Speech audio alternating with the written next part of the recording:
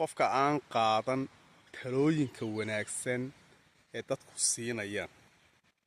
isaga lugooyo ugu filan in lugooyo ugu filan faraqu ku haysta qofkaas marka waxa mudan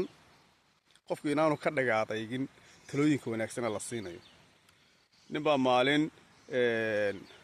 aan wada hadlaynay ayaa waxaan arkay inuu talo u baahan yahay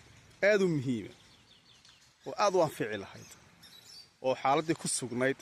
la xiriiday marka ninkii marka aan bilaabay inaan taladii siiyo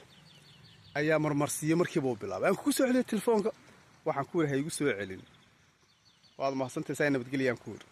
waayo waxaan arkay inaanu diyaar u ahayn talo la siiyo marka qofka haddii aanu qaadan talooyinka wanaagsan ee dadka wanaagsan siinayaan qofkaas isaga lugooyo ugu filan marka guul dareysto oo dhibaatada ka bixayo buu garanayaa cabdi shukr maxamed soo heer salaam salaamaya salaamu calaykum warahmatullahi wabarakatuh